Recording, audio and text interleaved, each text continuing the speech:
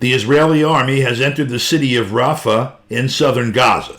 In a statement Tuesday morning, the Israeli military command said it was conducting, quote, a precise counterterrorism operation in the eastern Rafah area, closed quote, in a bid to, quote, eliminate Hamas terrorists, close quote. At the Tuesday State Department press conference, spokesperson Matt Miller faced a barrage of questions. Has there been any change in the administration's understanding of what the Israelis are doing there?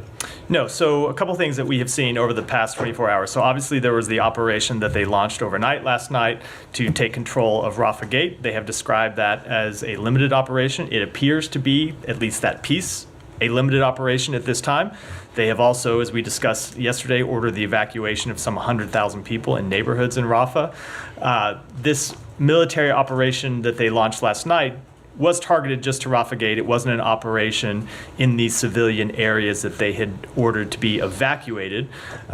So we will continue to make clear that we oppose a major military operation in Rafah, make that clear then privately as well as publicly. So, but your sense of this is that this is not yet, the Israelis have not yet, at least not yet overstepped what you have warned them against doing.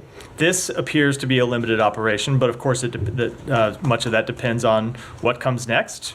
They have said, I think quite clearly, it's no secret that they want to conduct a major military operation there. We have made clear that we oppose such an operation. And separately, but of course it's related, we are trying to achieve an agreement that would bring an immediate ceasefire and the release of hostages. And on that, how's that going? Negotiations are ongoing in Cairo today. We continue to believe that there is space to reach a deal, and we are trying incredibly hard to push one over the line. Okay, thanks. Yeah. Thank you. On Rafah, are the actions that Israel is taking so far reflective of the advice that U.S. officials have been giving regarding targeted, precise strikes in Rafah, or are the Israelis' actions beyond that? I am not going to get into I'm not going to do two things. Number one, I'm not going to get into the private advice that we have given them. Two, I'm not going to offer an assessment about whether that aligns wholly with the advice that we have given, because to do that, I'd kind of have to lay out what it is that we have told them. But I will say that this does appear to be a limited operation so far. But as I made clear, it does to a great extent depend on what comes next. And what we have seen so far is the ordering is not just this limited operation, but the ordering of the evacuation of 100,000 people. And we have made clear that we don't think the kind of military operation that would follow such an evacuation is one that we can support because of the dramatic impact it would have on the civilian population there and the ability to get humanitarian assistance in and deliver to those people.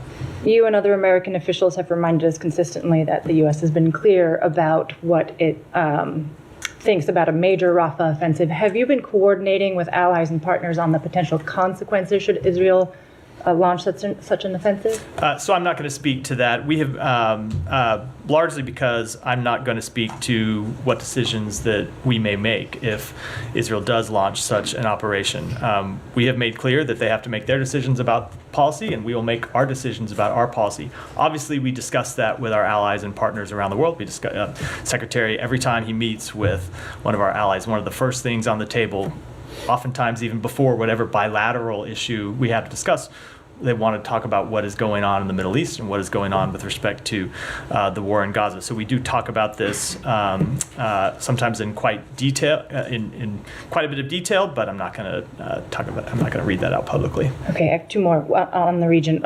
One is on the hostage talks. There's been some reporting that the U.S. may be making promises about the length and the permanence of the cessation of hostilities, promises that Israel may not be willing to keep. So can you clarify whether the U.S. and Israel are actually aligned on that front, or whether the U.S. is making some unilateral promises? So I'm not going to talk about the details of these negotiations, and I hope you'll understand why. It's something we have tried to do since the beginning, is not to talk in too much detail about these negotiations because of how sensitive they are, and they maybe have never been more sensitive than they are at this moment, where we think a deal is possible, and we are trying to push one over the line. I will say that we have closely coordinated with the government of Israel on this matter. We have been in touch with them on a daily, oftentimes an hourly basis, and will continue to do so. Okay, one more. Without getting into what the conclusion is, tomorrow is the deadline for the National Security Memorandum that this building needs to deliver to Congress. Again, I don't expect you to tell us what, if any, conclusion has been made, but has a conclusion been made as to whether Israel has violated U.S. or international law? I'm not going to answer that question directly because the report is not yet finished. We are working incredibly hard to get that report finished, get that report finalized, and get it delivered to Congress as soon as possible. Do you expect it to be delivered tomorrow? We are trying very hard to meet that deadline. It is, I will just note, a self-imposed deadline. It's not one that is in statute, but we are trying very hard to get the report done. It is a complicated report. This is the first time the department has ever written something like this. First time we've ever gone through and made these kind of assessments about the two questions that are at issue in the report. So there is a lot of work that has to be done. That work is ongoing. We know we're up against the deadline. We're trying to get it. We're trying to meet it. It's possible it slips just a little bit, but we are still at this point trying to get it done by tomorrow.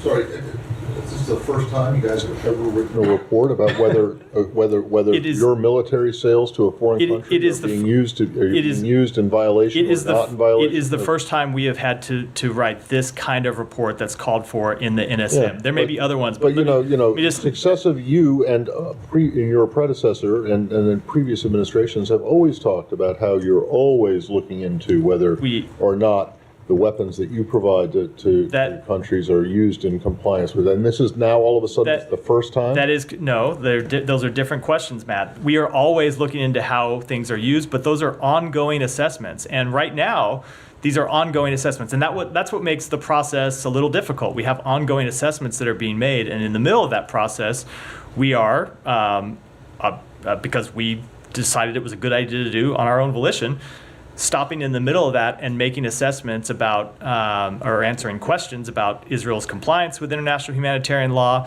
as well as the delivery of humanitarian assistance. And I should add, it's not just Israel. Always make this point. There are other countries as well that this applies to. It is the first time state has ever written a report of this nature, especially in the middle of a conflict, that goes to Congress. And so we want to make sure we have it right. All right.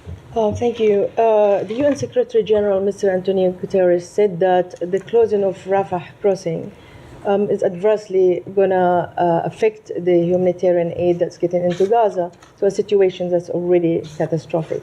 Do you believe that's a violation of international law? So to answer that question, you have to look at all the other deliveries of humanitarian assistance. I can't offer you a legal definition from here because you have to weigh it against other factors, including whether sufficient humanitarian assistance is coming in through other crossings. If that's, you could theoretically come up with a situation where all of the aid that's going in through one crossing diverts to another.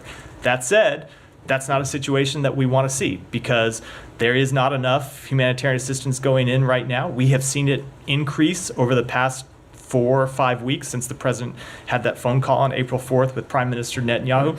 But we are not yet at the point where we can afford to shut down Rafah or any other one crossing. We need to see humanitarian assistance come in.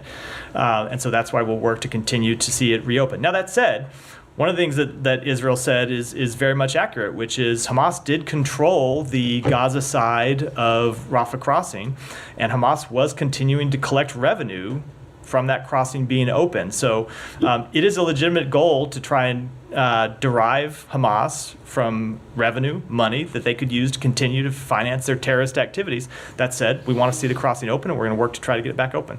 Okay, so you're justifying basically that the Israelis closing it because they have many reasons. It's not.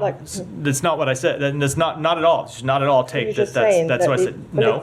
You could find another. You could find another way to open that crossing, hopefully without Hamas being the one that is manning the Gaza side of it and collecting revenue as goods flow through Rafah, collecting revenue. Some of it licit, some of it probably illicit. Neither the U.S. nor the Israelis have actually offered any evidence that Hamas has been involved at all in operating the Rafah Gate.